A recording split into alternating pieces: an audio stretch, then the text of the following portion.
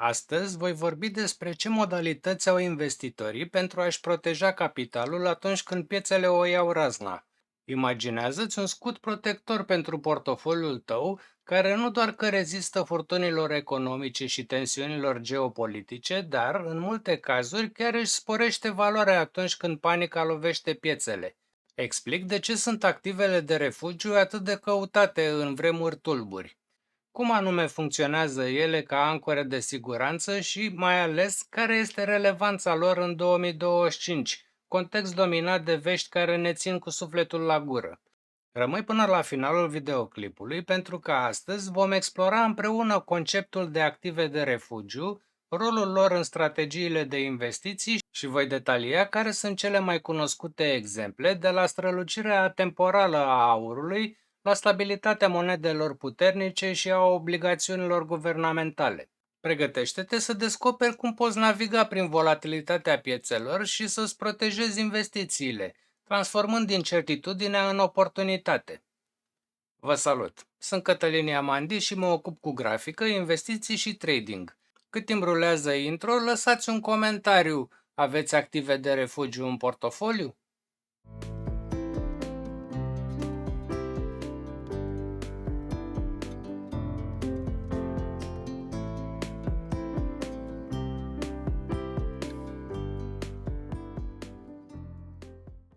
Scopul acestei prezentări este educativ și exemplele oferite nu sunt recomandări de investiții. Haideți să revenim la subiectul de astăzi. Activele de refugiu, numite în engleză Safe Haven Assets, sunt instrumente financiare a căror valoare tinde să crească sau să rămână stabile în perioade de incertitudine economică.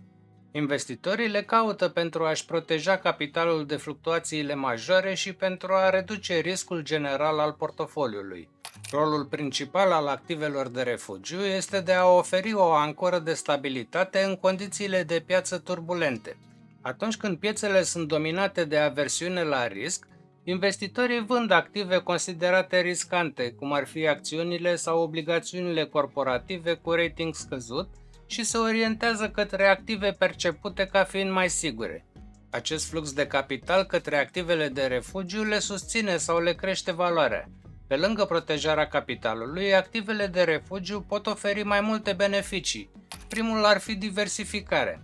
Includerea activelor de refugiu într-un portofoliu diversificat poate reduce volatilitatea generală, deoarece aceste active tind să aibă o corelație negativă sau scăzută cu activele mai riscante. Un alt beneficiu este lichiditatea.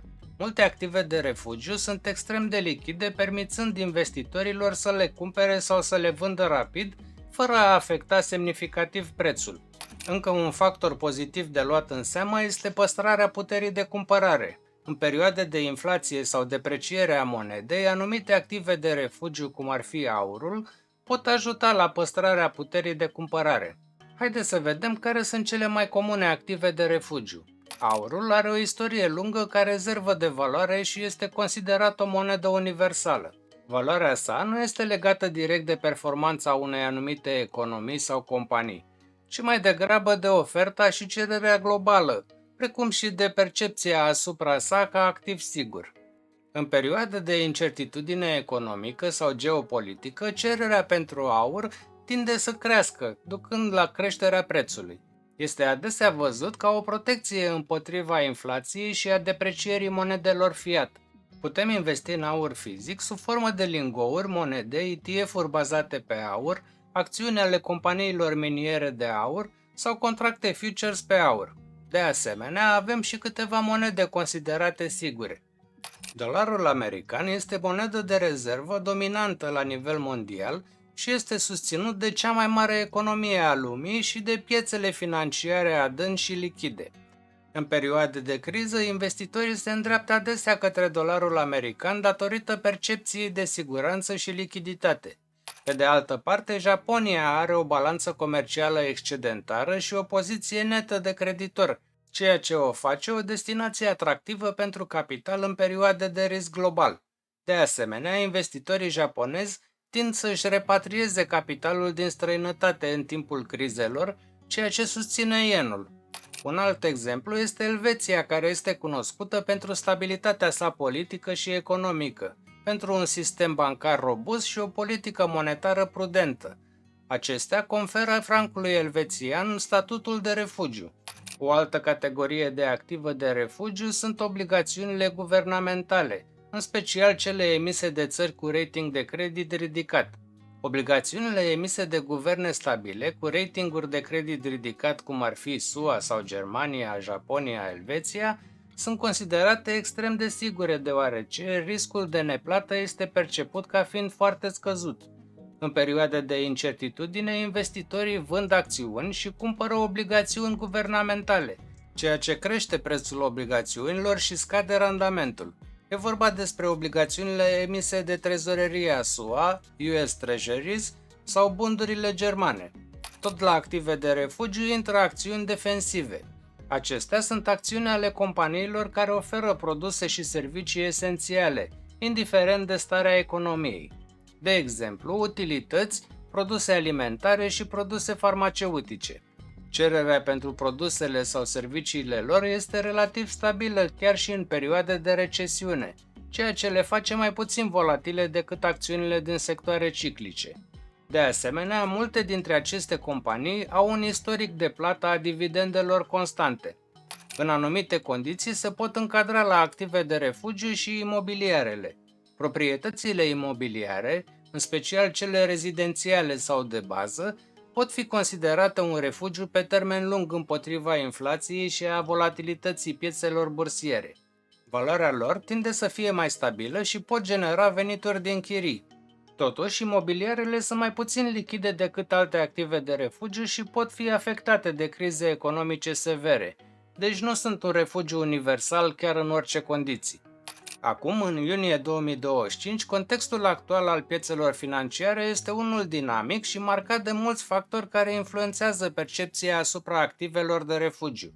Chiar dacă inflația a mai scăzut față de vârfurile din 2022-2023, ea rămâne un factor de luat în considerare. Bănci centrale ca Fed și chiar Banca Națională a României au adoptat o abordare prudentă, menținând dobânzile la un nivel relativ ridicat pentru a combate inflația. Acest lucru influențează atractivitatea obligațiunilor guvernamentale, deoarece randamentele mai mari le fac mai competitive. Aurul, în mod tradițional, prosperă în medii inflaționiste, fiind văzut ca o protecție împotriva pierderii puterii de cumpărare a monedelor. Conflictele în curs de desfășurare, de exemplu războiul din Ucraina, tensiunile din Orientul Mijlociu, creează incertitudine și volatilitate pe piețele globale. Aceste evenimente stimulează cererea pentru active de refugiu tradiționale, precum aurul și anumite monede, dolarul american, yenul japonez și francul elvețian. Orice escaladare a tensiunilor sau noi conflicte pot determina investitorii să caute refugiu în aceste active, chiar dacă piețele bursiere globale au înregistrat performanțe solide în ultimii ani, anumite riscuri persistente pot duce la corecții și volatilitate. În astfel de momente, investitorii se pot reorienta către active de refugiu pentru a-și proteja portofoliile. Preocupările legate de datoria publică în creștere a unor țări puternice, cum ar fi SUA, pot influența percepția asupra siguranței obligațiunilor guvernamentale. Deși US Treasuries rămân un refugiu important, o retrogradare a ratingului de credit, așa cum s-a mai întâmplat în trecut, poate amplifica nervozitatea. Există o dezbatere în curs de desfășurare dacă Bitcoin sau alte criptomonede pot acționa ca active de refugiu. Deși unii susțin că descentralizarea și lipsa controlului guvernamental le fac atractive în perioade de incertitudine, volatilitatea lor extremă și lipsa de reglementare solidă le fac încă riscante pentru majoritatea investitorilor care caută siguranță. Performanța Bitcoin în 2023 și 2024 a fost remarcabilă, atrăgând interesul, unii numindu-l noul aur, dar volatilitatea sa rămâne un factor de luat în seamă. Pe de altă parte, euro a avut o evoluție interesantă. În ciuda unor provocări, a fost văzut ca un câștigător neașteptat al unor turbulențe recente, alimentat de temerile investitorilor globali în privința activelor americane și de repatrierile de capital către Europa. În concluzie, activele de refugiu sunt o componentă esențială a unei strategii de investiții prudente, mai ales într-un mediu economic și geopolitic incert. Alegerea celor mai potrivite active de refugiu depinde de toleranța la risc a fiecărui investitor și de analiza contextului specific al pieței. Diversificarea rămâne cheia pentru a naviga prin perioadele de volatilitate. Prezentarea făcută este un rezumat concis și oferă direcții de studiu pentru cei care doresc să aprofundeze subiectul. Acest conținut educativ nu este sponsorizat. Dacă doriți să mă sprijiniți, alegeți unul dintre abonamentele plătite. Am înființat și un grup pe Facebook unde îmi face plăcere să vă invit. Este numit Cercul Prosperității Financiare. Aveți linkul în primul comentariu al materialului. Ca de obicei, mulțumesc frumos tuturor și vă rog să vă abonați și să vă alăturați canalului meu dacă nu ați făcut-o deja. Apăsați butonul de like dacă ați urmărit până aici videoclipul și vă rog să distribuiți acest material ca să ajungă la cât mai multe persoane. Activați, vă rog, clopoțelul pentru a fi notificați atunci când postez un episod nou. Vă încurajez să scanați acest cod QR care apare pe ecran și să vă înscrieți în baza de date pentru a primi pe mail update-uri. Las linkul și în zona de comentarii. În continuare, vă invit să vedeți acest episod despre frecvența ideală pentru verificarea portofoliului și ce presupune asta.